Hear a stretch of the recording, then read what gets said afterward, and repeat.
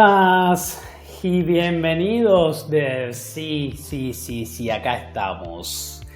Acá aparecemos una vez más, 2025, nuestro año, el año de darle el tweak al canal, de darle esa vueltita de rosca. Y acá estoy, acá me conoces, sí, por primera vez, Lucas, tu host, tu anfitrión, tu mentor, tu compañero, ¿sí? Y acá estamos en este gran 2025, ¿sí? Con estos primeros videos, este primer contenido que vamos a hacer, ¿sí? Porque yo sé que estuviste escuchando el podcast Backend 101, que te interesó y que querés saber más y que querés volver a ver esos conceptos explicados de una mejor forma, ¿sí? Y eso es lo que te voy a traer este año. Tenemos un montón de contenido, tenemos un montón de novedades para el canal, tenemos la Season 2 de Backend 101, así que yo no sé qué esperás para suscribirte, para entrar al canal, darle al botón de suscribirte y por supuesto dejarte un like gigante en este video. Venimos de nuevo entonces en esta segunda vuelta, ¿sí? Esta segunda season del canal, donde vamos a estar cambiando algunas cosas, ¿no? La verdad es que yo tenía muchas ganas de mostrarte a vos mi cara, ¿sí? Para que vos sientas que no es simplemente una voz la que te habla, sino que estoy yo del otro lado acompañándote, ayudándote a entender las cosas y también vamos a traer, ¿sí? Algunas cositas como por ejemplo una ayuda gráfica, visual, para poder explicar algunos conceptos, ¿sí? Porque sé que te va a hacer la vida mucho más fácil a vos, me va a facilitar a mí explicarte las cosas, ¿sí? Que te quiero ayudar a entender y a aprender en este canal. Así que, ¿por qué no ¿por qué no darle una oportunidad, ¿no? Esta nueva versión, este nuevo tweak, ¿sí? La verdad es que no sé ni cómo llamarlo. Vamos a empezar, ¿sí? Con esta nueva serie de videos, con este nuevo año que espero desde mi más profundo lugar en el corazón que sea un gran año para vos, lleno de aprendizajes, lleno de cosas, ¿sí? Lleno de novedades que puedas aprender, que puedas meterte en el mundo del software si es que tanto te apasiona como a mí, que puedas seguir conociendo más allá cómo funcionan las cosas, ¿sí? Y que sigas explorando, ¿sí? Y para eso acá está tu fiel servidor para llevarte esos conceptos, ¿sí? Que quizás te cuesta comprender si estás estudiando en la facultad o si estás leyendo y estudiando por tu cuenta, haciendo tutoriales, ¿sí? Y quizás no sabes muy bien por qué funcionan las cosas de esa manera. Bueno, acá estoy para intentar acercarte a ese conocimiento, ¿sí? Explicándote las cosas de una forma más amena y más fácil, digamos, más llevadera, ¿sí? Para que puedas entender bien cómo funciona todo y que al final digas, pucha, no era tan difícil, no era tan complicado, simplemente faltaban algunas palabras más sencillas y amenas, ¿sí? Para eso está acá tu fiel servidor, tu compañero, ¿sí? Acá Luquitas de este lado y vamos a empezar con el video de hoy. En este video quiero hablarte de la IA. ¿Qué pasa con la IA? ChatGPT, GitHub Copilot, Cloud. Habrás visto que hay mucho hype, hay mucha emoción alrededor de las IAs, ¿no? Hay muchos motores de IA generativa, inteligencia artificial generativa, para crear código, para resolver problemas, para aprender a programar, ¿sí? Muchas IAs. Y habrás visto entonces que hay un movimiento muy grande de personas, de gente, de artículos, ¿sí?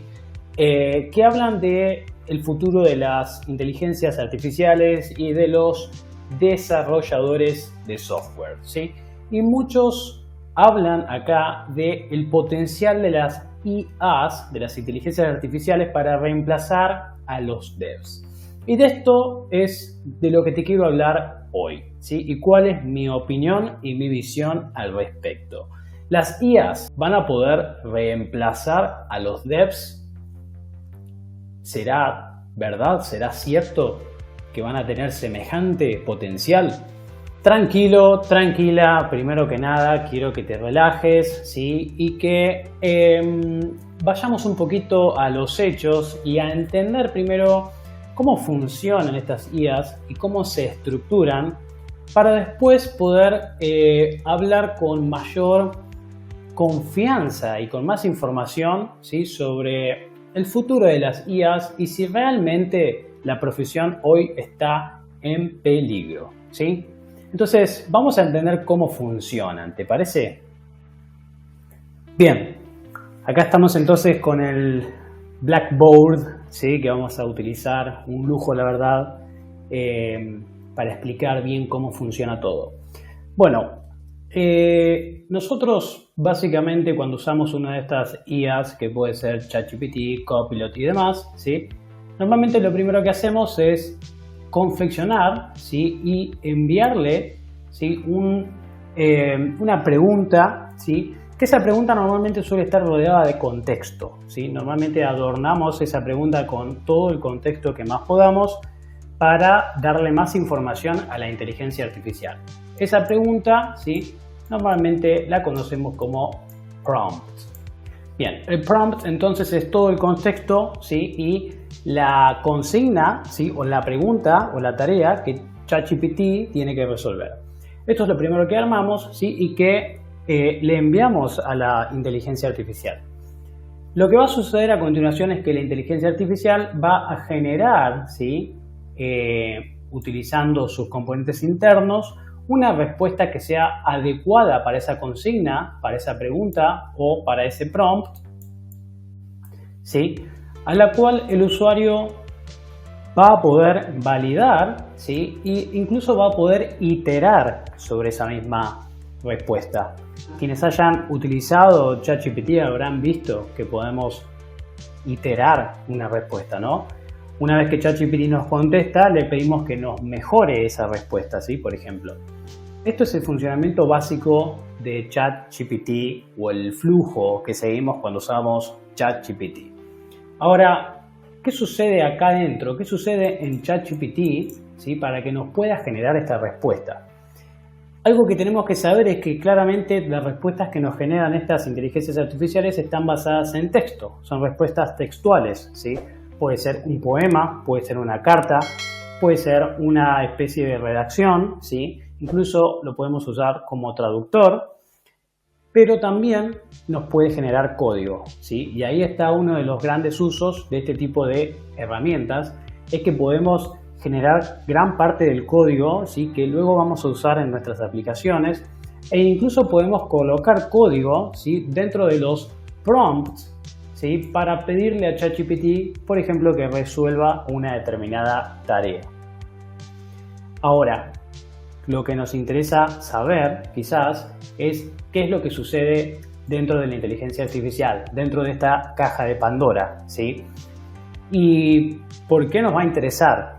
Una vez que sepas qué es lo que está pasando ahí adentro, te va a ser más claro entonces poder saber qué es lo que va a suceder con la profesión y si realmente está en peligro como muchas personas dicen. Cuando miramos a una inteligencia artificial generativa del estilo de ChatGPT, Copilot y todas esas, ¿sí? Y sigo repitiéndolas, vamos a ver que hay dos grandes componentes, ¿sí? Que se utilizan o que dan origen, que dan lugar a este tipo de tecnologías, a este tipo de inteligencias artificiales, ¿sí? En primer lugar tenemos lo que se conoce como motor de lenguaje. Este motor de lenguaje es básicamente el componente, ¿sí? Que se encarga de saber hablar un idioma, como lo puede ser el inglés y el español, ¿sí? Básicamente esa es su tarea y vamos a ver que hay mucha complejidad y es donde más entra en juego la inteligencia artificial. Estos dos componentes son solamente para inteligencias artificiales generativas, ¿sí? Y eso es porque hay muchas ramas y muchos algoritmos distintos de inteligencia artificial, ¿sí? Así que quedémonos con eso.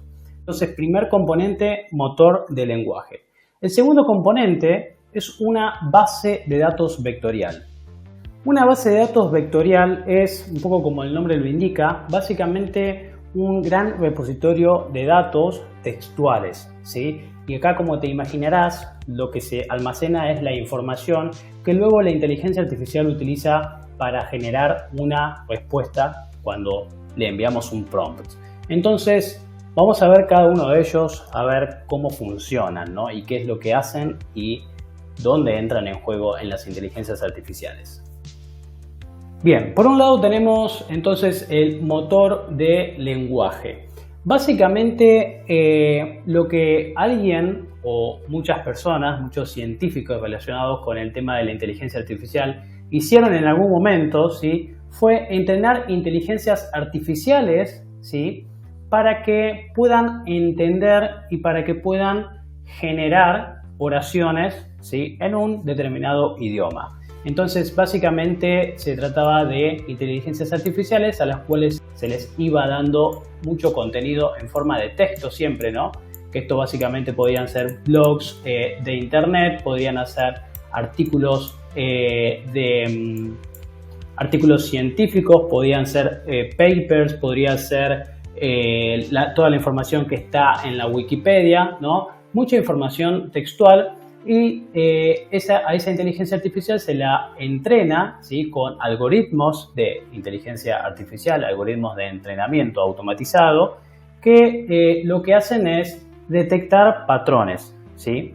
Y básicamente, si nos podemos a pensar en un idioma, por ejemplo, en mi caso el español, ¿sí?, si uno piensa en el idioma puede detectar ciertos patrones, ¿no? Por ejemplo, si yo les digo a ustedes hola, ¿qué tal?, ¿no? Yo les digo a ustedes, por ejemplo, la expresión hola, ¿qué tal? Básicamente es un patrón, es una expresión muy conocida en el idioma español, sobre todo en el idioma argentino, digamos en el español argentino, ¿sí?, para los que hablamos un poquito en el lunfardo.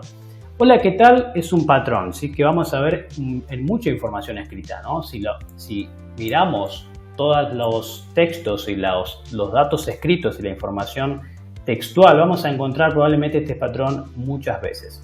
Una vez que la inteligencia artificial es entrenada con grandes cantidades de información textual, lo que puede lograrse, ¿sí?, es que si borramos una de estas palabras, por ejemplo, eliminamos la palabra tal, ¿sí?, y dejamos ahí un espacio en blanco para que la inteligencia artificial trate de predecir qué próxima palabra va a venir. Una vez que se ha procesado grandes cantidades de texto y que se logró un buen nivel de aprendizaje, es la misma inteligencia artificial la que es capaz de completar este blanco, ¿sí?, poniéndonos, por ejemplo, la palabra tal. Y eso se hace porque las inteligencias artificiales que procesan grandes cantidades de texto para este fin, ¿sí?, o sea, los motores de lenguaje, generan una especie como de probabilidad, ¿sí?, una especie de cadena de probabilidades, ¿sí? Una vez que el motor ve la primera palabra, que es hola, es capaz de decir, bueno, cuáles palabras, ¿sí?, son más probables que vengan luego de un hola, ¿sí? Hola que, por ejemplo, la palabra que es muy probable que venga luego de un hola si es que estamos hablando del idioma español y del lunfardo argentino. Y una vez que tenemos hola y que, ¿cuál es la próxima palabra o cuáles son las palabras más probables que aparezcan a continuación? Bueno, en nuestro caso podría ser la palabra tal. Básicamente de esta manera es que funcionan este tipo de componentes, ¿no? Los motores de lenguaje. Son inteligencias artificiales gigantes, entrenados durante mucho tiempo con mucha cantidad textual, de tal manera que pueden detectar patrones y pueden, fíjense, lo que hicimos acá es predecir o completar oraciones, ¿no? Entonces uno puede darle palabras sueltas a este tipo de inteligencias y pueden construir un texto que es coherente. Y quédense con esto porque es muy importante. Entonces, una vez que tenemos el motor del lenguaje, que es el componente que nos puede armar un texto en base a un grupo de palabras, ¿sí?, un texto con coherencia, lo que sigue es una base de datos vectorial. Una base de datos vectorial es básicamente un storage, ¿sí?, es decir, que es un almacenamiento, ¿sí?, en el cual vamos a poder guardar grandes cantidades de información. Ahora, la información que se guarda acá es información vectorial, se le dice, ¿no? ¿Qué es un vector? Un vector normalmente es un conjunto de números. Un conjunto de números es un vector, ¿no? Estas bases de datos pueden guardar vectores. ¿Y esto por qué nos interesa a nosotros? Bueno, hay fórmulas matemáticas, fórmulas lógicas, ¿sí? Y también teoremas de gente que se ha dedicado a estudiar esto durante mucho tiempo, ¿sí? Y han llegado a la idea de que se pueden convertir textos en vectores, ¿sí? Palabras en vectores. Entonces, básicamente, si tenemos acá la palabra hola, podemos convertirla, ¿sí? En un vector, y este vector luego podemos almacenarlo en esta base de datos vectorial. ¿Y cuál es el propósito de almacenar texto en forma vectorial en una base de datos? La gran ventaja de las bases de datos vectoriales es que nos permiten buscar vectores que se parecen, ¿sí? Por ejemplo, si yo tengo este vector de aquí, ¿no? El 0, 1, 2, 4. Y luego tengo un vector que es, por ejemplo, el 0, 1, 2, 3. Podríamos decir que estos dos vectores se parecen mucho, ¿no? Bueno, las bases de datos vectoriales permiten hacer este tipo de operaciones de manera súper eficiente y súper rápidas, ¿sí? De manera que, como se pueden imaginar, al tener mucha información almacenada en este tipo de bases de datos, vamos a poder encontrar información que se parece entre sí. Y esto es la clave, ¿sí? Porque acá es donde los dos componentes funcionan en conjunto para dar lugar a las inteligencias artificiales. Entonces, ¿cómo es que funcionan juntos estos dos componentes? Bueno, es muy sencillo. Lo primero que tenemos que hacer es guardar mucha información, ¿sí? Dentro de esta base de datos vectorial, ¿sí? Acá vamos a guardar muchos vectores, mucha información. Que acá lo que podemos hacer es especializar los datos, la información, los textos que queremos guardar. Por otro lado, necesitamos tener un modelo de lenguaje, que estos modelos de lenguaje son muy complicados y muy difíciles de desarrollar, pero afortunadamente hay muchos modelos open source y free que se pueden utilizar, ¿sí? De empresas que se han dedicado durante muchos años a construir estos modelos y que luego los han abierto y los han publicado para que cualquier persona los pueda utilizar, ¿no? Entonces, una vez que tenemos esto y una vez que tenemos esto, nuestra base de datos vectorial, lo que va a suceder es el siguiente workflow. Cuando un usuario envía un prompt, vamos a dibujar acá al usuario, ¿sí? Tenemos un prompt. Lo que va a suceder es que se va a aplicar un algoritmo, ¿sí? Para convertir ese prompt en uno o más vectores numéricos, ¿no? Entonces ahí vamos a tener un vector o una cadena de vectores, un conjunto de vectores numéricos, ¿sí? Que representan en realidad a ese prompt, ¿sí? ¿Y esto para qué lo hacemos? Bueno, como ya te imaginarás por dónde viene la mano, lo que hacemos es buscar contenido similar, ¿sí? A ese prompt. Entonces buscamos en la base de datos, esto es una especie de lupa, buscamos en esa base de datos de vectores, ¿sí? Un conjunto de respuestas de textos que sean similares, ¿sí? Y obtenemos un grupo de vectores textuales. Por ejemplo, imagínense que tenemos el vector 1, luego el vector 2 y luego el vector 3. Toda información relacionada con ese prompt o similar a ese prompt, ¿sí? Y ahora con esto lo que podemos hacer es pasarlo de nuevo a texto, ¿sí? Porque recuerden que los vectores son conjuntos de números. Entonces acá obtenemos palabras. Y una vez que obtenemos estas palabras, lo único que nos queda es utilizar este motor de lenguaje para generar contenido que sea coherente, ¿no? No queremos darles a nuestros usuarios palabras sueltas, sino que queremos generar contenido que sea coherente y fácil de entender y fácil de comunicar o de expresar, o fácil de seguir también, ¿no? Entonces esto es lo que le enviamos a nuestro motor de lenguaje, que nos va a generar la respuesta hacia nuestro usuario. Básicamente acá tenés el flujo de cómo funciona ChatGPT, Copilot y todas estas tecnologías, ¿sí? ¿Qué pasa con ChatGPT en puntual? Bueno, ChatGPT tiene una base de datos, ¿sí? Que es gigante. Esta base de datos que tiene ChatGPT contiene datos de todo lo que te quieras imaginar. Es por eso que le podés preguntar a ChatGPT sobre casi cualquier cosa que te va a poder responder una respuesta más o menos coherente, ¿sí? Y alineada con lo que vos esperás. Es porque tiene una base de datos que ha sido entrenada con información de internet durante bastante tiempo, ¿sí? y que le permite entonces encontrar información relacionada a lo que vos le estás preguntando para poder construir una respuesta. Este es el funcionamiento muy por encima de este tipo de inteligencias artificiales, ¿sí? Ahora vas a quedarte más tranquilo sobre cómo funcionan y lo que sigue entonces es, bueno, ¿realmente nos van a poder reemplazar? Bien, como verás entonces, este modelo es muy complejo, es básicamente una obra de ingeniería, ¿sí? Es hermoso que hayan logrado algo así, pero aún así tiene sus propias limitaciones, ¿sí? Y es que básicamente no estamos hablando acá de una entidad pensante, ¿sí? Como mucha gente cree, mucha gente que no sabe cómo funciona esto, cree que básicamente se trata de una entidad que piensa, de una máquina que es capaz de pensar como los humanos, y ahora vos sabés que no es así. Así que déjame un like y un comment, ¿sí? Si te gustó este contenido, si te gustó esta explicación, y decite a tus amigos qué es lo que está pasando detrás.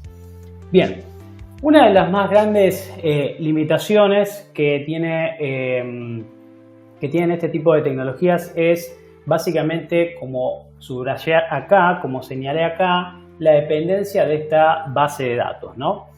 ChatGPT tiene la particularidad, por ejemplo, de que fue entrenado con código, ¿no? Y como sabemos, en el código de los desarrolladores, si nosotros tenemos que medir la calidad de ese código, nos vamos a encontrar con que el 80% del código que existe en Internet, ¿sí? Es básicamente código malo. Código que no cumple con las buenas prácticas, código que no utiliza patrones de diseño, que no utilizan abstracciones, ¿sí? Nos vamos a encontrar con que el 80% del código que está en GitHub, por ejemplo, es código bastante malo. Por otro lado, el código más legible, entendible y mantenible, ¿sí? Se encuentra en el otro 20%, que podemos decir que es código bueno o código de alta calidad, ¿sí? Entonces, de acuerdo a esta distribución, lo más probable cuando le preguntemos a ChatGPT que nos tire un código, que nos dé un código, es que nos dé un código que no esté del todo acorde con nuestros estándares de calidad, ¿sí? Un código que sea malo, ¿sí? Pero eso tiene que ver con lo que existe en GitHub y en Internet en general. Así que no es culpa del propio ChatGPT. Lo mejor que podemos hacer en ese caso es iterar ese código y trabajar sobre ese código.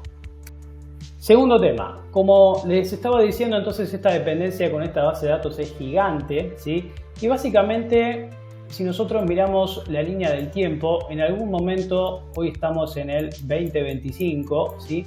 En algún momento entre el 2022 y el 2023, ChatGPT empezó a entrenarse, ¿no? Entonces acá se empezó a utilizar datos de estas épocas, ¿sí? Para entrenar el modelo de ChatGPT y guardar información en la base de datos, ¿sí?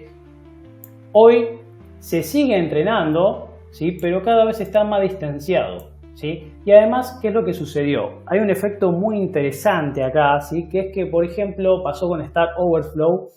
Al estar disponible la herramienta de ChatGPT, muchas personas en Internet, ¿sí? Muchos bloggers, mucha gente que hacía preguntas y que publicaba artículos interesantes, dejaron de hacerlo, ¿sí? Porque ahora ya tenían a ChatGPT, entonces no tenía sentido publicar sus preguntas, ¿sí? Y mucho conocimiento salía de esas preguntas, ¿sí?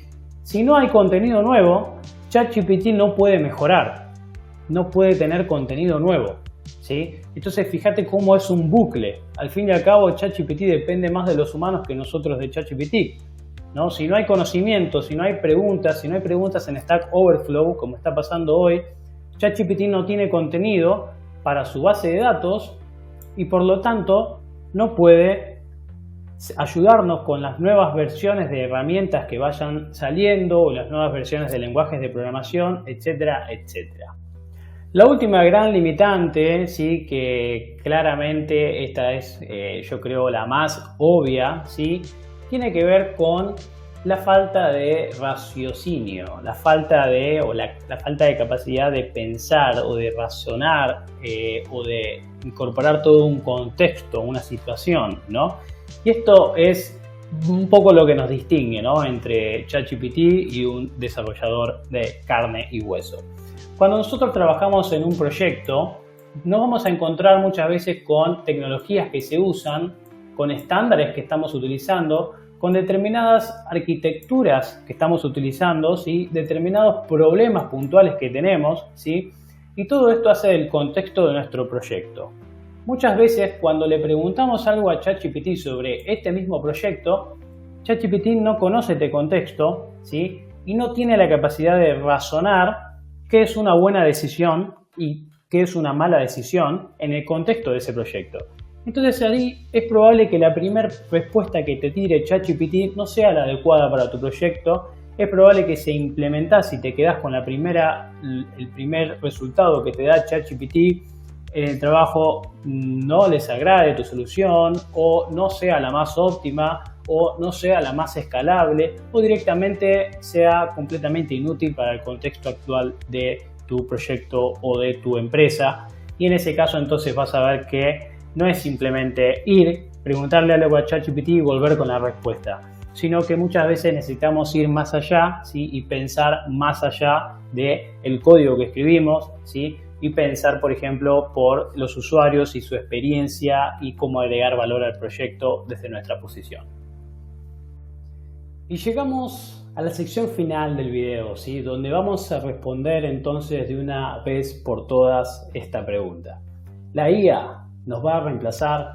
¿Va a reemplazar a los devs, a los desarrolladores? Un poco en mi opinión y un poco en base a esto que estuvimos viendo de cómo funciona y cómo son entrenadas este tipo de IAs y cómo se utilizan, ¿sí? La verdad es que yo pienso que falta mucho, ¿sí? Hoy me animo a decir que hoy no nos van a reemplazar y que en un buen tiempo tampoco, pero tampoco me animo a decir que nunca va a suceder esto, que nunca se van a lograr modelos más y más complejos y que puedan realizar muchas tareas de las que solamente pueden hacer los humanos hoy en día, ¿sí?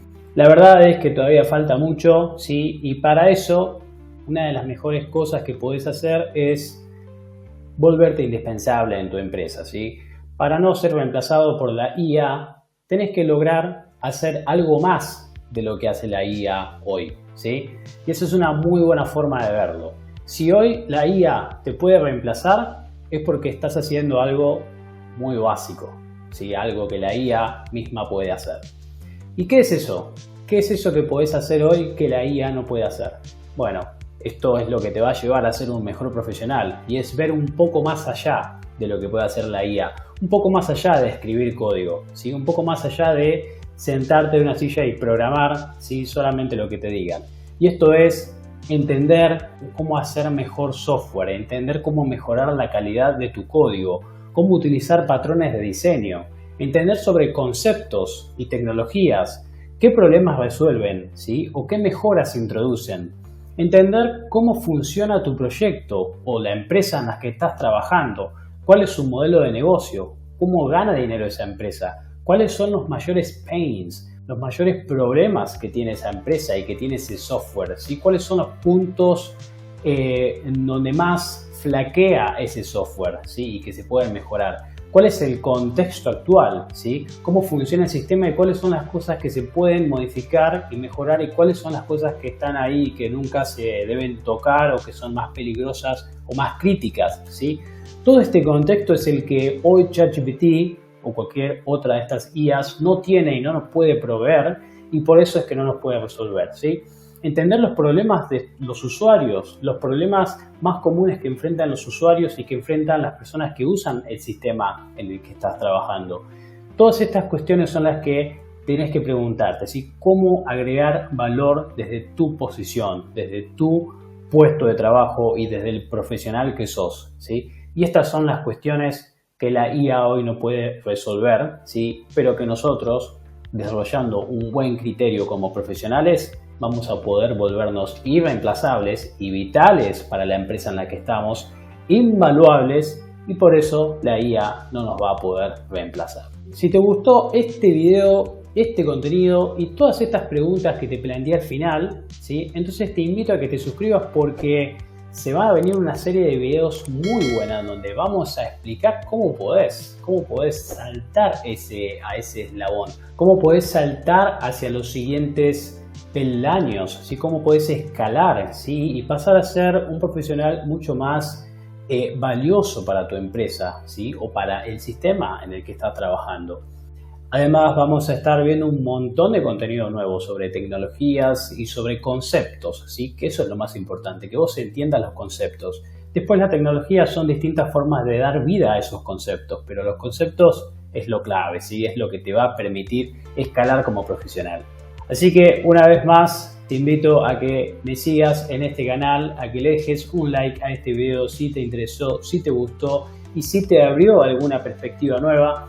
Y muchas gracias y que tengas una maravillosa semana.